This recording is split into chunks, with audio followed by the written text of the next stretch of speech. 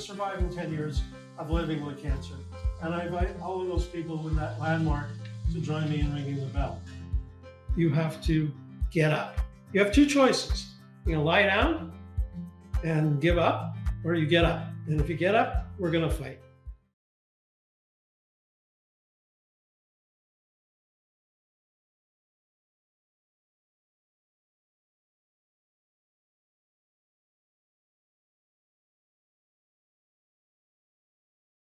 Welcome to Jack Ostroff's Hope Podcast, Hold On to Positive Energy.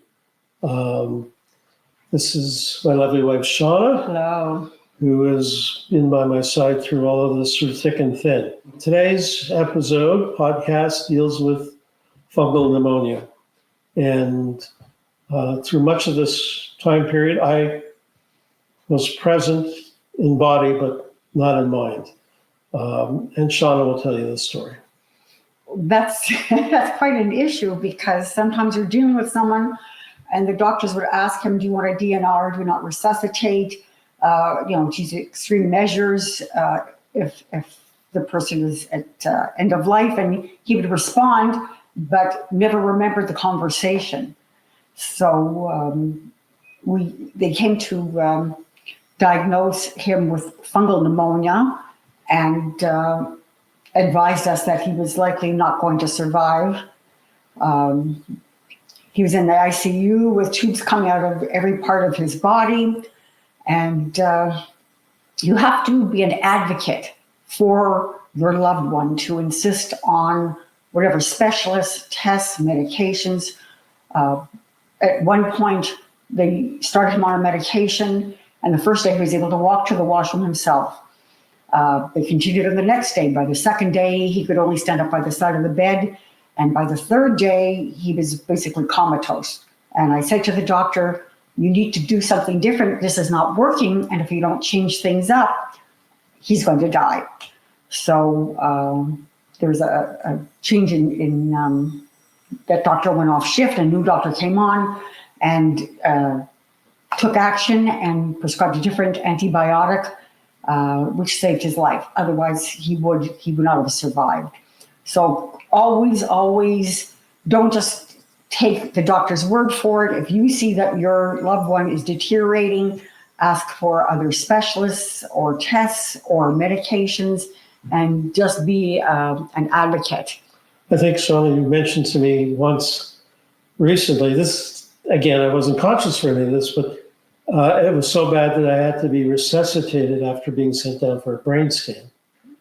That's just it. The nurses were busy. He was in a 4-person room. They were busy changing IV bags, and they couldn't even take his blood. He would lift up his arm and it would drop down like a dead weight. He was comatose. And I kept saying to the nurses, please get the doctor to come in. And, he had pulled out his feeding tube. And, sometimes they get busy and they don't come back. And once again, there was a shift change. A new doctor came on, took one look at him, and he said, how long has he been like this? And I said, all day. And the look of shock on his face. So he sent him down for a brain scan because he was so concerned. When they took him down for the brain scan, he stopped breathing and had to be resuscitated. So he would have died in that 4-person room and nobody would have even have noticed. So sometimes it's luck.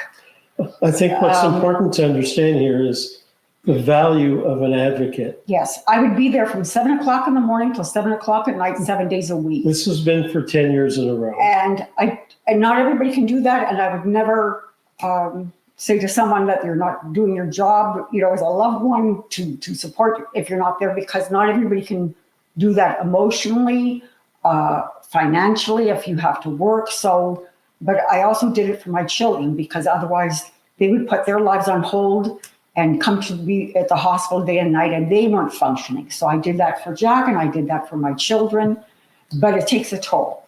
So you just go on autopilot and you do what has to be done.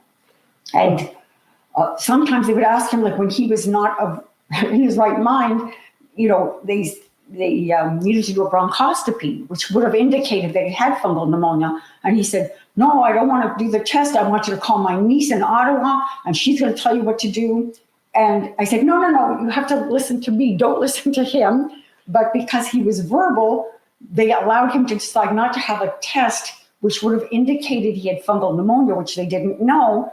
And by the time so they bumped him for somebody else. And by the time they could do it, he was comatose and he was no longer, and you have to be conscious for the test, and they couldn't do it. So there's all kinds of unexpected obstacles and challenges that will arise.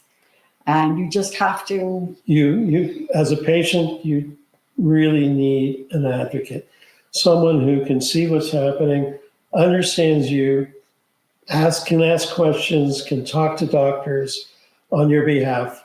And the other thing I did is I used my phone. That was my diary, my record. So every time there was a doctor who, if any medication that was prescribed, any procedure that's performed, I would text the kids or friends. And that way I have a running diary, a record of everything that's going on. You have the date, the time, and you're listing the medications and the treatment, the doctor's name. And that was my record. I could go back to that at any time so that you have a history, a chronology of events. So I found that very helpful and very useful. In later events, I was saved by my son and daughter. He would literally run down the hallways to chase down the specialists to get them to come in to. Not me, but my son. Yeah. My son had a better relationship with my doctors than I did. He would spend hundreds of dollars buying coffee and pastries and food for the staff on the entire floor to make sure his father got the best care possible. He took care of me and he took care of the nurses and doctors. They got to know him on a first name basis. They responded to him a lot quicker than he would respond to me. And I thought, what dedication, what initiative to establish those sort of relationships. It really ended up helping me in the end. In addition, during the course of that 4-month stay, I also developed for the first time a gallbladder infection. And I went sepsis. Sepsis, it's called sepsis. Which is basically, or multi-organ failure. Once again, an ICU, they said there's no chance of him surviving. Which brings us to our theme song. It's a little Tom Petty number. Won't back down. And we don't back down. We get up. Unfortunately, the gallbladder infection, sepsis, ended up being a recurring theme. But thankfully, somewhere in the month of April, I woke up and I asked Shauna, what day is it? And she said it was Thursday. I said, great. Let's go home on Sunday. Now, I asked him, how long do you think you've been in the hospital? And he said 3 days. How long had it been? 4 months. I had no sense of time. It is a complete blank to me as to what transpired over that 4-month period. And I had no sense of how sick I was. And the doctor said to me, he's going to have to learn to walk again. And I said, what are you talking about? Once he's awake, he's going to get up, go to the bathroom, and we're going to walk out of here. And so I thought as well. No. So I called the nurses over. I said, let's go for a walk. No, the physiotherapist. The physiotherapist. 2 women on each side. And I'm ready to walk. So I think do a few laps so that I could show them I can go home. They were dragging me down the hall. They dragged me down the hall. He literally had to learn to walk again. Which is shocking. Because your muscles atrophy. Absolutely. You forget how to walk, and you need to relearn that. So in April, I got sent to Toronto Rehab. And I want to tell you that what a special facility Toronto Rehab is, and the people that work there are just outstanding. It's not that anybody wants to go to rehab, but let's recognize that there are times that you need to. And in my case, since I couldn't walk I couldn't go home. Hard to live a lifestyle like that if you obviously prefer to start walking again. I probably spent about 3 weeks at Toronto Rehab. They taught me how to walk again. They have equipment. But there's several facilities. The social worker will give you a sheet that lists rehab facilities, and you may want to be at one near where you live, depending on what your complications and complexities are. So I've been to two, and I can assure you they're all outstanding. The people that are there are professionals, and they all help me tremendously. Remarkable that I could start walking again probably within a week. I couldn't believe that. It wasn't great, but that I could go on various fitness equipment, and I started with probably on a spin bike for about 3 minutes, went to 5 to 10. I built up my strength, and 3 weeks later, I was walking, doing multiple laps at Toronto Rehab, and was able to go home. So an amazing recovery that I didn't think was possible. I'm always amazed. I've spent a bit of time over the years at Toronto Rehab. I can assure you the other rehabs are outstanding as well. And also, most importantly, the staff are excellent. These are all trained professionals. They know exactly how to help you. And I cannot thank them enough. Same thing to be said about the doctors and nurses at PMH, TGH, the staff. I mean, we're very fortunate. We've got some very excellent doctors, very highly trained nurses, staff, everybody. even the PSWs, the ones who would be responsible for changing a patient's brief, bathing them with such kindness and empathy, they were just wonderful. So, Wonderful. it's a real challenge being in the hospital for us, for being a patient and for the family. But I got to tell you, the nurses and the staff are working really hard. It's a 24/7 job. The doctors are overwhelmed. The place was sold out. All the rooms were taken. So That's every hospital. That's every hospital, and I think we have to give them a lot of credit for their expertise, for their devotion. I think they're outstanding, and they saved me. Let's put it that way. And I'm very appreciative, thankful. That they've been able. They did that for me. Not to mention Sean and the family. I mean, I would not be here without them either.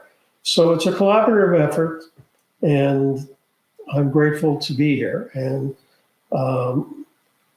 and as such, I'll go back to the fact that I'm doing this basically because I want to raise awareness, to help somebody in terms of their journey as to how to manage things that they can learn from. And in terms of my lessons learned, it's I'm going to start with be your own advocate. So you have to be responsible for yourself in the sense that you do your homework, but you need advocates that include your family and your friends. So to the extent that they can assist and through the process, because sometimes, quite frankly, you're not in a position to help yourself, as I was for the better part of those 4 months.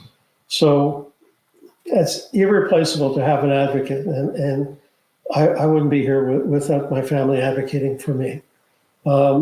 Also, I think people are really sort of apprehensive, about speaking to other doctors. So if you're in a situation as I was, fungal pneumonia being very unusual. I remember my son telling me the story about how he searched for an infectious disease specialist in the hospital to get a second opinion as to how to treat this fungal pneumonia. And he was successful in finding that doctor who became, took over, if you will, and was able to treat me and got me out of jail. I mean, I survived. I don't know what the odds were, but it certainly wasn't looking good in the first 4 months of 2018. So don't hesitate to ask for a specialist. You can even call in a second opinion. You can even talk to your own doctor about a second opinion. I've done so on many occasions where I just want to get more information. I'd like to hear from somebody else. I want to know I'm on the right track. So don't hesitate to do so. Sometimes that can be a lifesaver. So doctors shouldn't be offended by that. And you have a right, and they should be supportive. And I will tell you my experience at PMH, whenever I've asked for a second opinion, they've been very supportive in even setting it up. So, don't hesitate. Don't feel that this is about somebody's feelings. Because this is your life. Thank you. Take ownership. Yeah.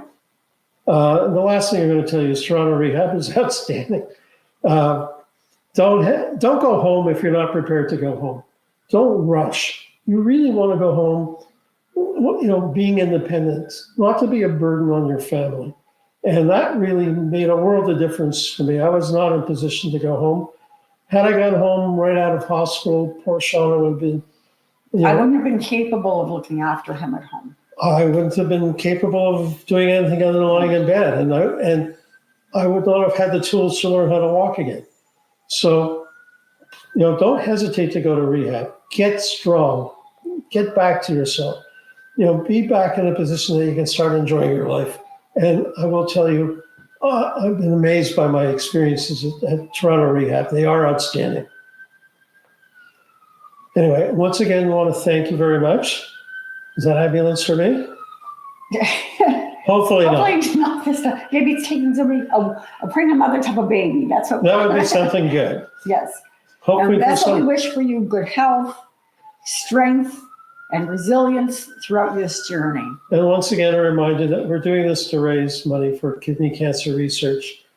And kindly, you'll notice that there'll be some pages that will follow that will allow you to donate directly to Kidney Cancer Canada, Princess Margaret. Or any other facility Foundation. You're receiving treatment that you would like to make a donation where you're having your treatment. Any cancer facility would be Entirely up to you. Unfortunately, cancer touches too many lives. And we encourage you to give, but according to your ability. And we thank you very much for listening. Take care. Be well, everybody.